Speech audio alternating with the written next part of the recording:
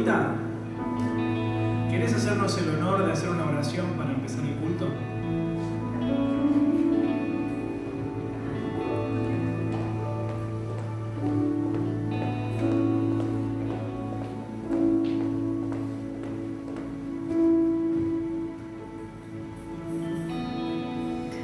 Gracias, Señor, te damos porque tú eres bueno y porque para siempre es tu misericordia.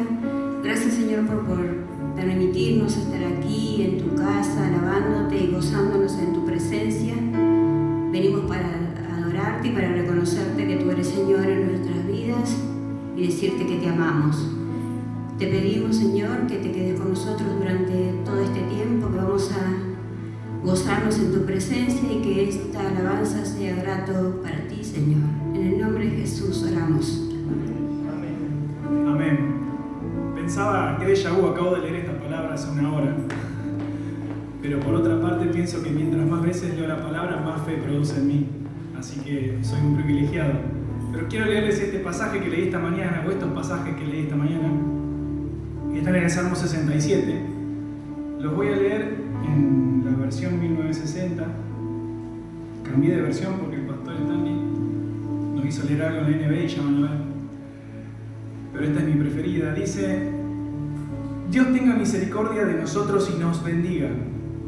Haga resplandecer su rostro sobre nosotros, para que sea conocido en la tierra tu camino, en todas las naciones tu salvación. Te alaben los pueblos, oh Dios, todos los pueblos te alaben. Alégrense y gócense las naciones, porque juzgarás los pueblos con equidad y pastorearás las naciones en la tierra. Te alaben los pueblos, oh Dios, te alaben. La tierra dará su fruto. Nos bendecirá Dios, el Dios nuestro. Bendíganos, Dios, y témanlo todos los términos de la tierra. Todos dicen amén. Venimos en esta mañana para darle honor, darle gloria, para reconocer lo mucho que Dios ha hecho por nosotros. Así que te pido que abras tu corazón, que puedas expresar tu gratitud a Dios con alegría. Este es el momento de rendirle culto, de rendirle alabanza, como dice este salmo. Te alaben todos los pueblos, ¿sí? Todos los pueblos te alaben. Así que los invito a ponerse de pie, hermanos. Por supuesto que aquellos que no pueden por motivos de salud o que no quieren, siéntense, no hay ningún problema. Y vamos a cantar esta alabanza que dice que Él es digno de gloria. Amén.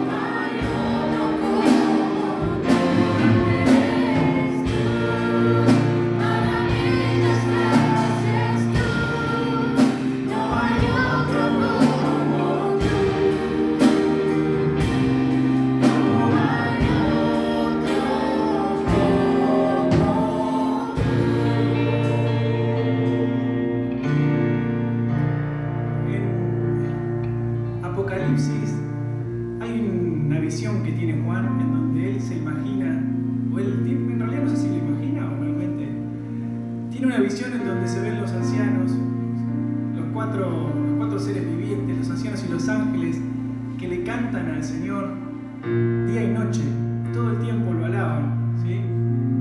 Y pensaba esta alabanza que vamos a cantar ahora, me hace sentir como que estoy, o que formo parte de ese coro de ángeles, que podamos formar parte todos los que le alabamos al Señor, de esos ángeles, de ese coro celestial, que le alaban al Señor de día y de noche, y que le cantan aleluya, amén.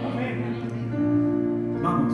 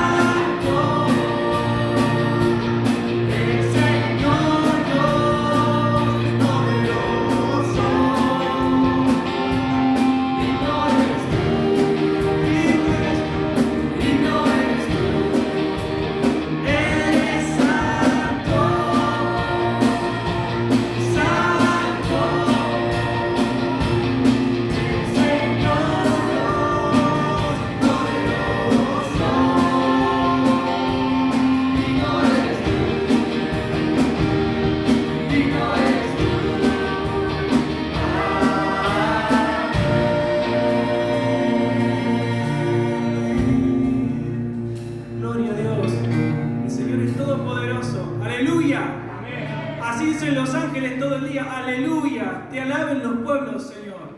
Seguimos cantando.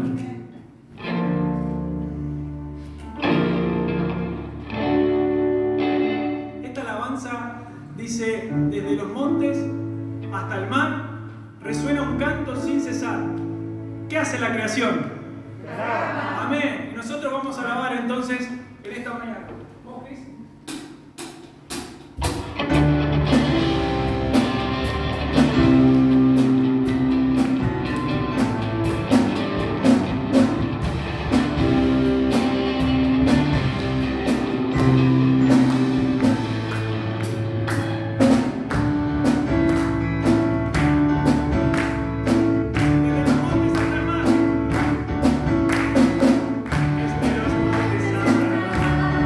Suena.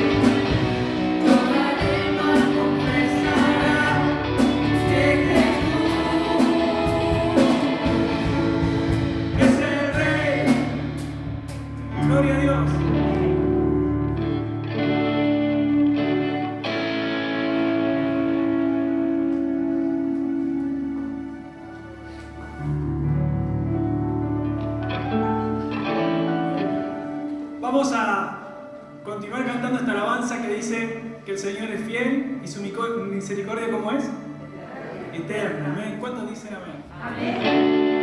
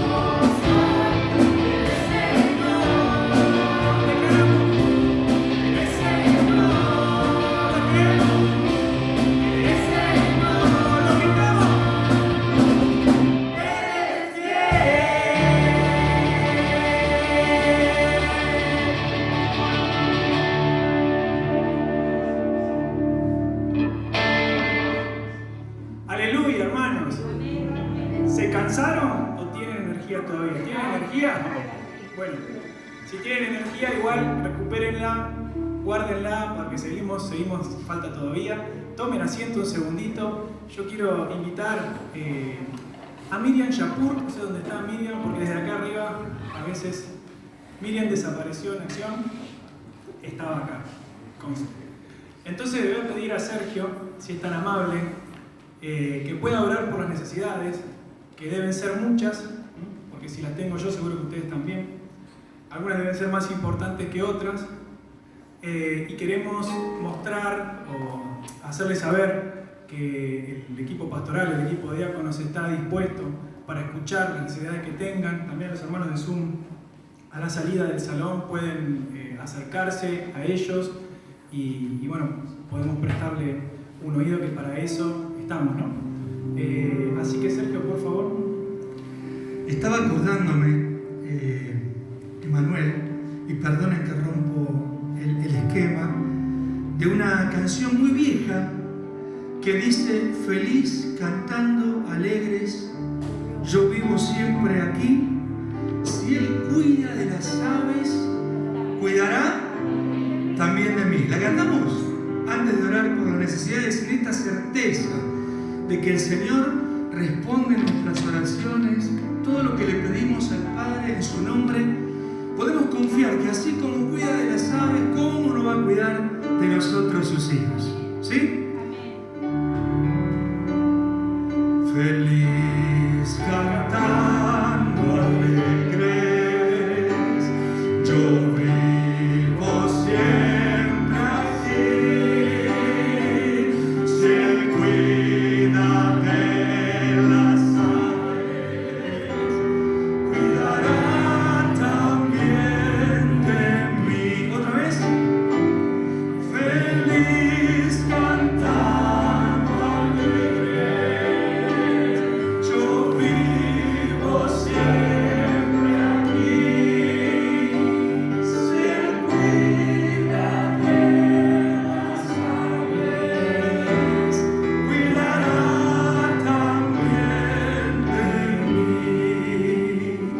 Y en esta convicción, en esta certeza, Señor, es que elevamos nuestras oraciones hoy para traer todas nuestras necesidades.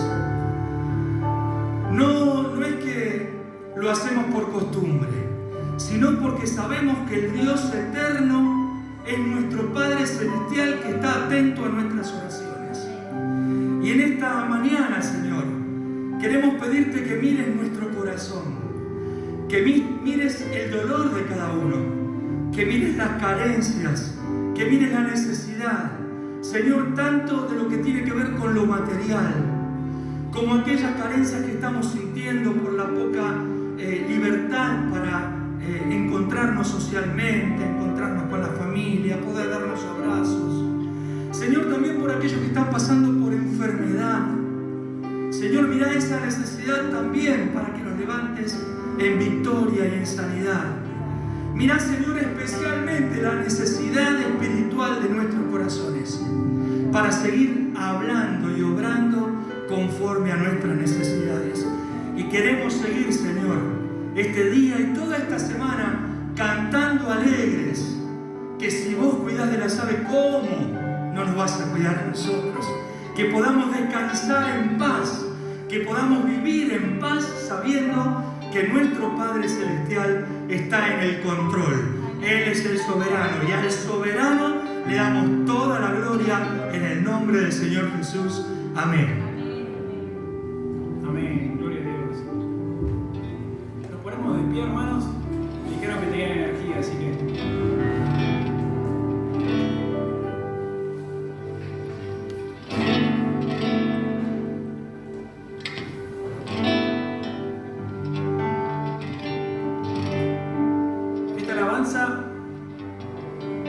declara que el Señor nos sostiene, o por lo menos rememora situaciones en las que Dios nos ha sostenido. Y cuando tenemos necesidades, como las que seguramente tenemos ahora, es bueno recordar que el Señor nos ha sostenido, que el Señor nos sacó, ¿sí? La diestra del Señor nos ha sostenido. Vamos a cantar.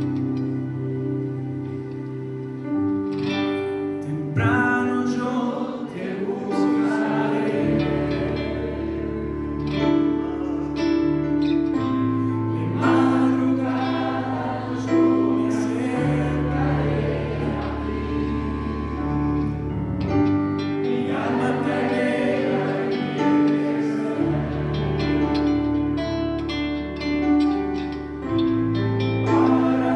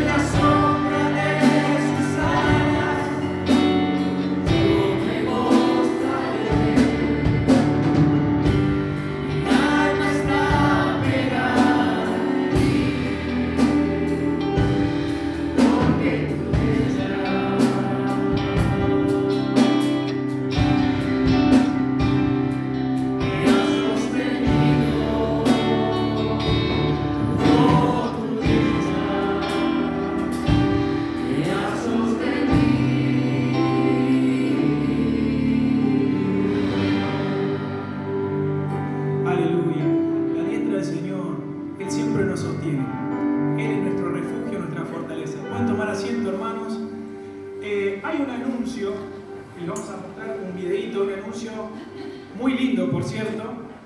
Así que lo miramos.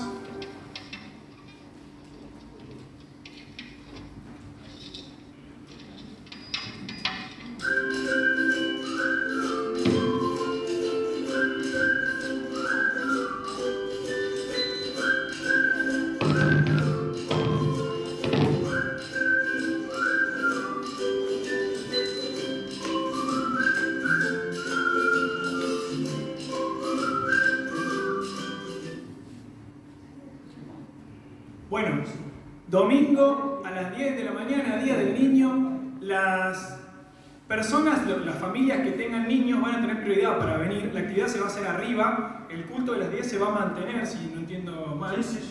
Vamos a tener el culto de las 10, el culto de las 11, pero en el momento del culto se va a realizar la actividad de los niños y daremos prioridad a los papás que tengan chicos para que puedan participar, obviamente, ¿no? De las dos cosas, los niños y ellos. Me gustaría, a ver, voy a hacer... ¿Miriam volvió o no volvió? Entonces que venga Ángela. Vení, Ángela, por favor. Parece una pavada, pero uno se para acá y mira así y es como que le cuesta reconocer caras y cosas por los barbijos. Tendría que ir al oftalmólogo. Por favor, Ángela, orá por las ofrendas, los diezmos, para que el Señor abra las ventanas de los cielos. Oremos. Señor, te damos tantas gracias por lo que hemos vivido hasta este momento. Realmente hemos sentido tu presencia y nos ha llenado de gozo y de alegría el corazón y de esperanza para la semana que se inicia.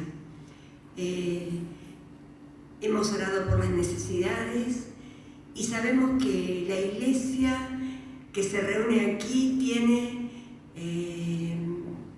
mucho deseo de cubrir las necesidades de algunas personas que realmente están pasando por malos momentos.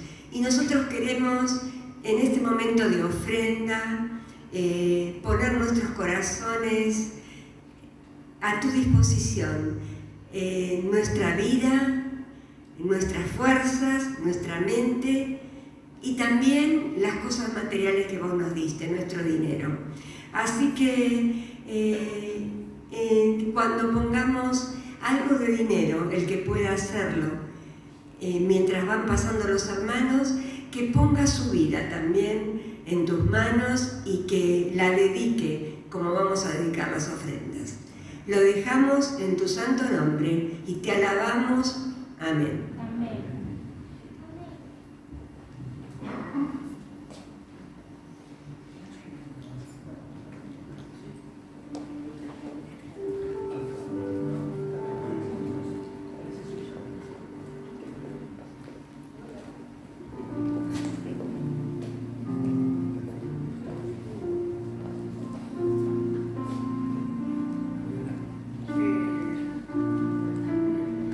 Vamos a compartir el mensaje del Pastor Stanley.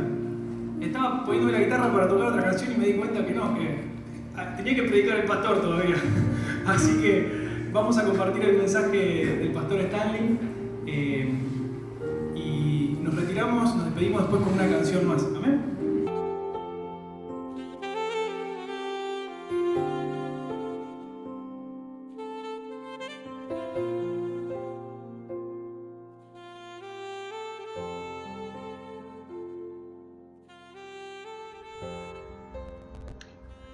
Buenos días, hermanos.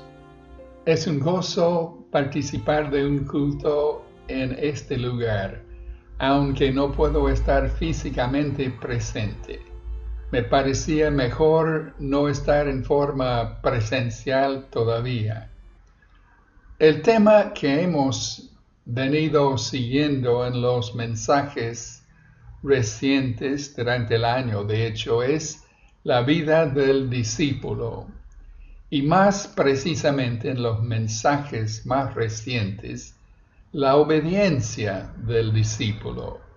Hoy el tema que me toca tratar es el de la obediencia del discípulo en la conducta sexual, un tema que me parece nos cuesta tratar con toda la franqueza con que se trata en el Nuevo Testamento.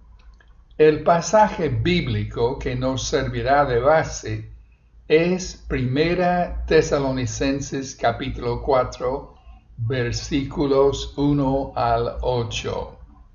1 Tesalonicenses capítulo 4, versículos 1 al 8. Es el punto en la epístola donde el apóstol, siguiendo su costumbre, empieza a decir cómo la vida de alguien que ha aceptado el Evangelio se expresa en su manera de ser, en su conducta diaria. De modo que leemos el pasaje 1 Tesalonicenses capítulo 4, versículos 1 al 8, en la versión de la Nueva Versión Internacional. Escribe Pablo a los tesalonicenses: Por lo demás, hermanos, les pedimos encarecidamente en el nombre del Señor Jesús que sigan progresando en el modo de vivir que agrada a Dios, tal como lo aprendieron de nosotros. De hecho, ya lo están practicando. Ustedes saben cuáles son las instrucciones que les dimos de parte del Señor Jesús. La voluntad de Dios es que seamos santificados, que se aparten de la inmoralidad sexual, que cada uno aprenda a controlar su propio cuerpo de una manera santa y honrosa, sin dejarse llevar por los malos deseos, como hacen los paganos que no conocen a Dios.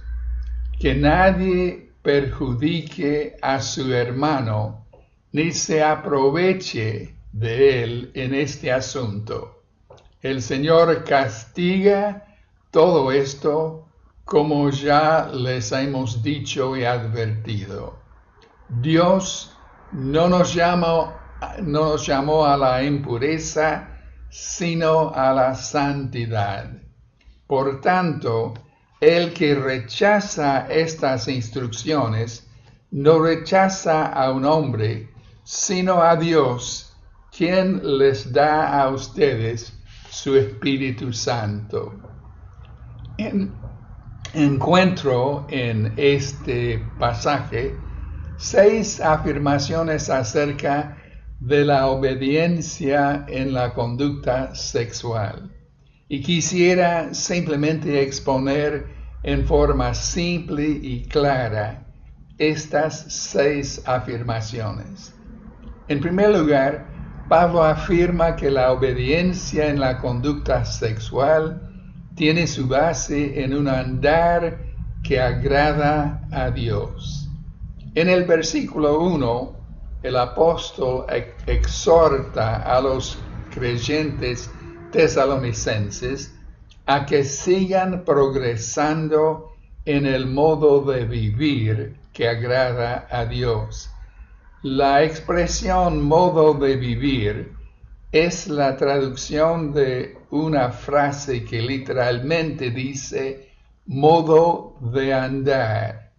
El acto de andar es una metáfora frecuente en el Nuevo Testamento para referirse a la conducta del creyente. Andar como figura de la vida cristiana enfatiza su naturaleza cotidiana y el progreso hacia un destino, una meta. Los tesalonicenses deben seguir progresando en un andar que agrada a Dios.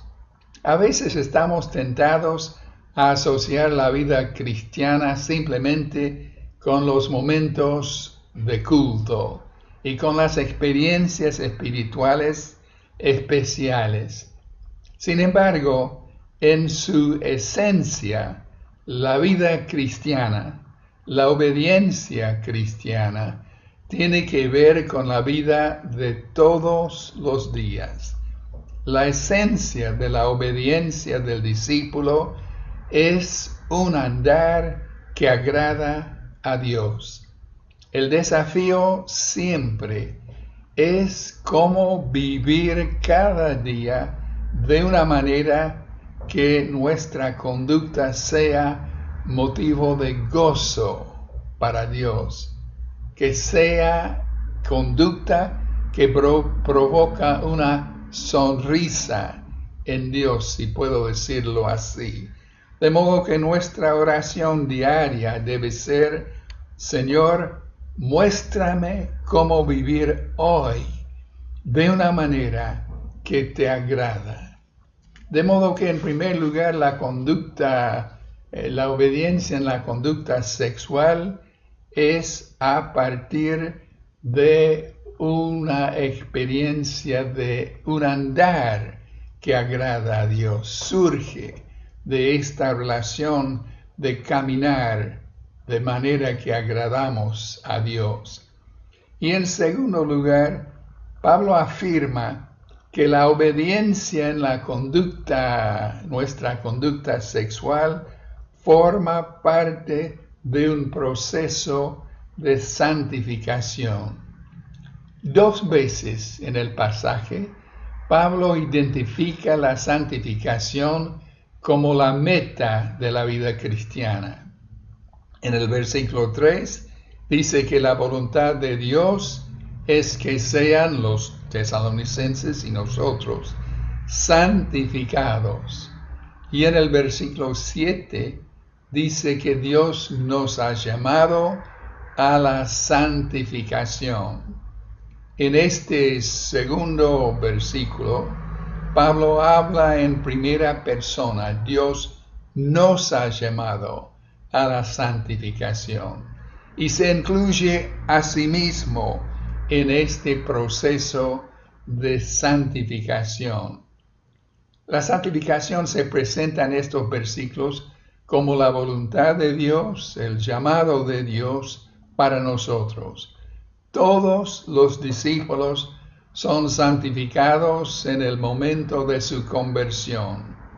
Pablo dice a los corintios, que tenían una vida bastante desordenada en muchos sentidos, que ellos habían sido lavados, santificados y justificados.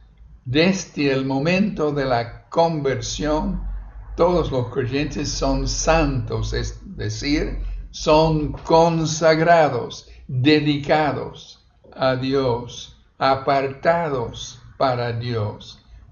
Pero hay un sentido en que la santificación, además de ser un hecho, es también una meta. Y debe haber crecimiento en la santificación. De modo que la obediencia en la conducta sexual forma parte de un proceso de santificación.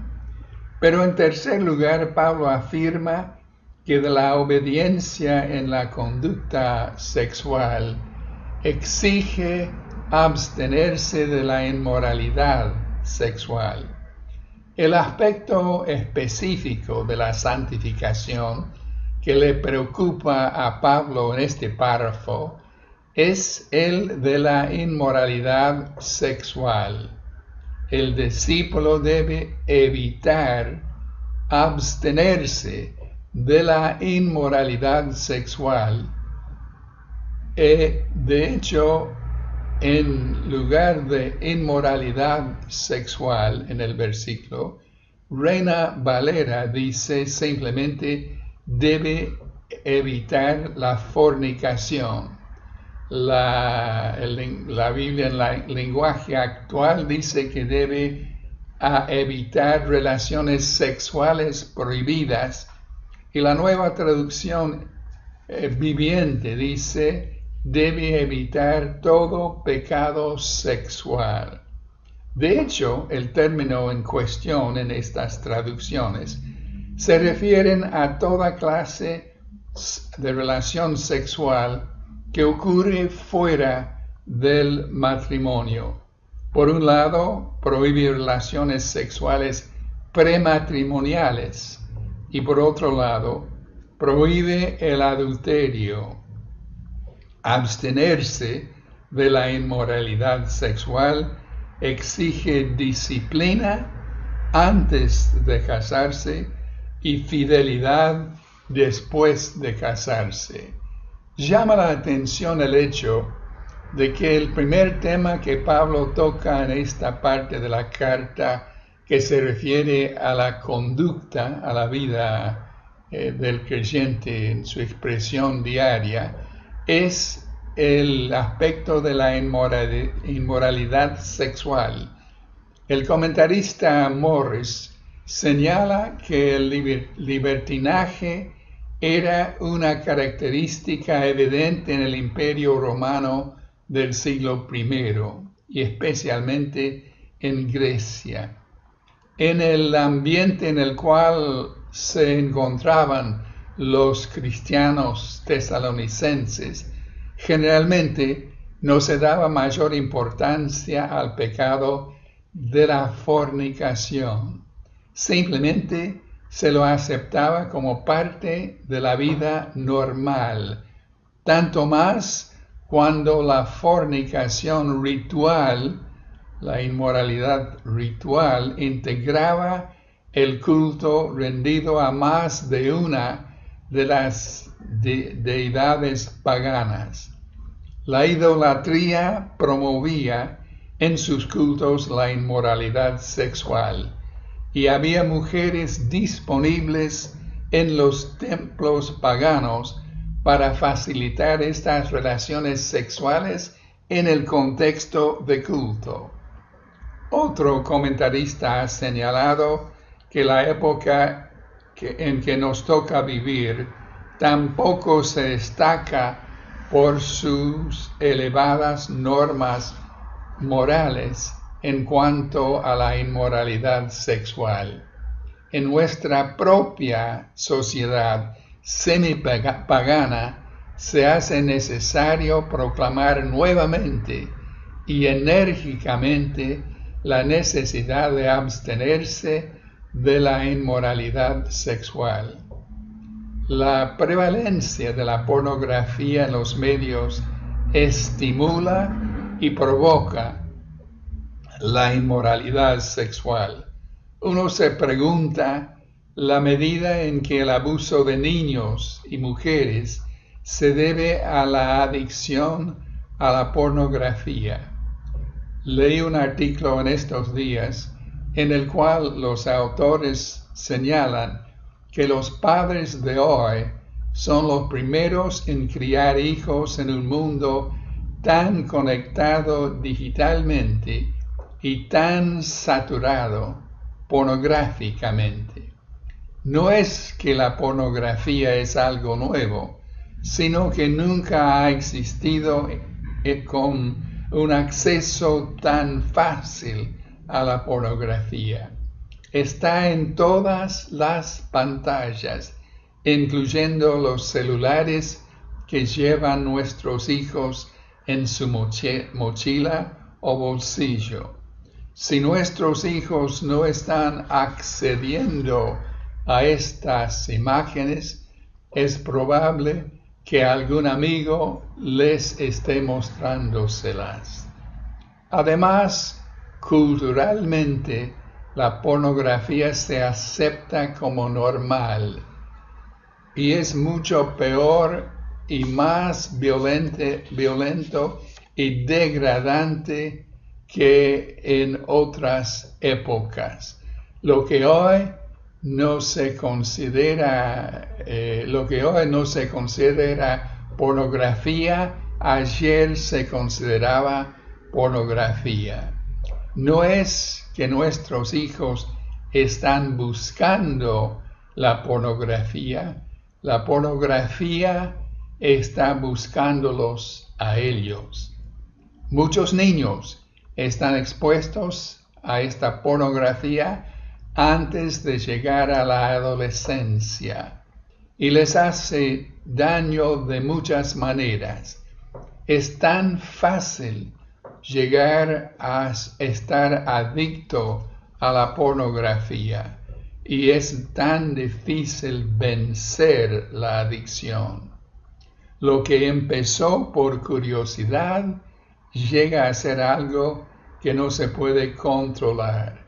Debemos reconocer que luchamos contra una pandemia de pornografía, de modo que la obediencia en la conducta sexual exige abstenerse de la inmoralidad. Y en cuarto lugar, Pablo afirma que la obediencia en la conducta sexual requiere un dominio propio. Pablo exhorta en el versículo 4 a que cada uno aprenda a controlar su propio cuerpo de una manera santa y honrosa. El texto dice literalmente que cada uno sepa cómo poseer su propio vaso en santificación y honor. La expresión su propio vaso es una referencia al cuerpo humano, pero puede ser una referencia al cuerpo del hombre, como entiende la Nueva Versión Internacional y traduce su propio cuerpo, o puede ser una referencia al cuerpo de su esposa, como entiende Reina Valera y traduce: cada uno de vosotros sepa tener su propia esposa. No es fácil elegir entre las alternativas, pero la tendencia entre las versiones es entender que se refiere al cuerpo del hombre y traduce, como hace la Nueva Versión Internacional, su propio cuerpo. Creo que es la interpretación correcta, sobre todo por el contexto en que se encuentra. La exhortación entonces es a aprender cómo controlar o dominar el cuerpo en la esfera de lo sexual. El dominio del instinto sexual en la vida del discípulo es uno de sus grandes desafíos. Todos somos tentados a ceder a las tentaciones que apelan al instinto sexual. Jesús en el Sermón del Monte reconoce que es una de las tentaciones más comunes y persistentes, y dijo que mirar con deseo a otra mujer que no sea el cónyuge es cometer adulterio con ella. Él aconsejó a tomar las medidas más rigurosas para evitar la tentación, y para ilustrar estas medidas hizo referencia a sacar el ojo que provoca la tentación y cortar la mano que facilita la expresión del deseo. Reconoce que los pecados sexuales tienen su origen en la mente y lograr victoria sobre ellos requiere el control de nuestro pensamiento y de nuestro cuerpo. El dominio propio evitará proceder en la conducta sexual de manera en que lo hacen los que no conocen a Dios. Ellos, dice Pablo, en lugar de dominar sus pensamientos en lo sexual, no se esforzaban en controlar sus malos deseos. El discípulo no puede permitir que un entorno de libertinaje como el en que vivimos nosotros dicte su manera de vivir en la esfera de su conducta sexual. Es claro que los deseos sexuales son malos solamente cuando buscan expresarse fuera del contexto del matrimonio. Pablo califica la manera en que el discípulo debe controlar el cuerpo mediante dos expresiones: debe hacerlo en santificación y honor. Debe hacerlo en santificación, ya que el dominio del cuerpo en lo sexual es parte del proceso de santificación. Debe hacerlo en honor, eso es, en respeto por la otra persona como persona en sí y no como un mero objeto para satisfacer sus deseos sexuales. Aunque la exhortación está dirigida al hombre por las circunstancias de vida en el mundo del primer siglo, en las circunstancias actuales de vida en el siglo XXI, es igualmente aplicable a las mujeres. De modo que la conducta que agrada a Dios, la obediencia que agrada a Dios en la conducta sexual requiere un dominio propio estricto. Pero en quinto lugar, Pablo afirma que la obediencia en la conducta sexual reconoce sus consecuencias en la vida de los otros afectados, de las otras personas afectadas. En el versículo 6, Pablo dice que nadie perjudique a su hermano ni se aproveche de él en este asunto. La inmoralidad sexual es un pecado en el cual la persona solamente piensa en sí misma, en cómo satisfacer sus deseos personales. No piensa en el efecto en la vida de las otras personas involucradas. Ha dejado de lado el principio enunciado por Pablo que dice que el amor no hace mal al prójimo. El creyente no debe ser culpable de perjudicar su matrimonio y su familia mediante el adulterio, ni el matrimonio y familia de la otra persona. Relaciones sexuales prematrimoniales también tienen consecuencias perjudiciales en el matrimonio futuro de las personas involucradas. Son estas consecuencias en la vida de los demás que explican la advertencia tan severa. El Señor castiga todo esto, como ya les hemos dicho y advertido. Y en sexto lugar, Pablo afirma que la obediencia en las relaciones sexuales depende de la obra santificadora del Espíritu Santo. Por tanto, dice Pablo en versículo 8, el que rechaza estas instrucciones no rechaza a un hombre, sino a Dios, quien les da a ustedes su Espíritu Santo. Fíjense en cómo hemos visto en sermones anteriores, que Pablo aquí da por sentado que Dios da a todo creyente su Espíritu. En relación con la santificación, Pablo y Pedro ambos usan la expresión por la santificación del Espíritu, es decir, la santificación que produce el Espíritu. La Nueva Versión Internacional traduce la frase, la obra santificadora del Espíritu.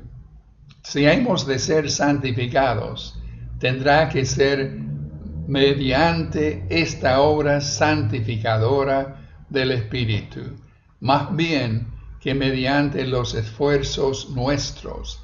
Si estamos luchando con la tentación en la esfera de la conducta sexual, sepamos que hay alguien que quiere darnos victoria en la lucha, y es el Espíritu de Dios. En la doxología con que termina 1 Tesalonicenses, el apóstol pronuncia una bendición sobre la vida de los tesalonicenses. Y yo quisiera en esta mañana que esta bendición fuera sobre la vida de cada uno de nosotros. Dice Pablo, que Dios mismo, el Dios de paz, los santifique por completo y conserve todo su ser, espíritu, alma y cuerpo, irreprochable para la venida de nuestro Señor Jesucristo. El que los llama es fiel y así lo hará. Esta bendición reconoce que la santificación es obra de Dios. Él es quien santifica. Reconoce que la santificación debe abarcar todas las esferas de nuestra vida: pensamientos, deseos, instintos, imaginación, voluntad. Reconoce que la santificación es asegurada por la fidelidad de Dios que nos ha llamado. Conociendo nuestra propia naturaleza pecaminosa y la realidad de un mundo saturado de pornografía, el deseo de ser obediente en la esfera de nuestra conducta sexual puede parecer imposible. Sin embargo, Dios nos asegura victoria cuando aprovechamos los recursos de nuestra fe y la asistencia del Espíritu. Él es fiel. Él es quien asegura la santificación en nuestra vida. Pensaba en el mensaje que dio el pastor Stanley y pienso que nadie está exento de todos estos temas, no solamente de estos, sino de muchos otros en los que, como decía Stanley, pareciera que el pecado nos busca a nosotros y no nosotros. Es algo tan abundante que nos cuesta mucho manejarnos y ser como impermeables, ¿no? a lo que nos rodea. Y este es el desafío que tenemos como creyentes: tratar de poder ser impermeables mediante el poder en la fuerza que hay en el Señor Jesús, en la sangre que derramó por nosotros, para mostrar al mundo la luz de Cristo. Amén, que sobreabunde en nosotros eso. Y hay una palabra en la Biblia que dice que el ángel del Señor, o de Jehová, mejor dicho, acampa alrededor de sus hijos y que... Vos porque escuchaste el mensaje anterior.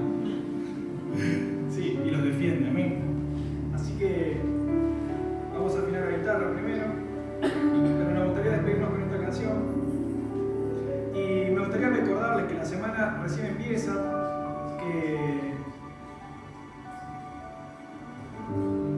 el sol siempre es complicado, el sol, que la guitarra siempre, que la semana siempre recién empieza y que tenemos muchos canales para poder pedir ayuda y para poder ser fortalecidos en las debilidades que tenemos, que son íntimas, no tenemos por qué contarlas ni exteriorizar de todo el mundo, pero que la verdad es que podamos encontrar en algún hermano de confianza un canal para poder explayarnos y poder contar las cosas que nos pasan. De eso se trata la iglesia, hasta que todos lleguemos a la estatura de ese varón que es Cristo.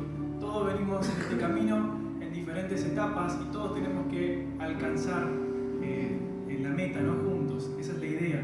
Así que tenemos para eso los grupos de oración, tenemos para eso la reunión de oración. Si quieren participar de un grupo de oración, sería bueno que hablen con los diáconos. Así que, hermanos, adelante con mucha fuerza. Llamemos a las personas que no están congregándose, tratemos de pensar en algún hermano y sigamos invitando ahora que podemos a las personas al culto. Amén. Que Dios los bendiga.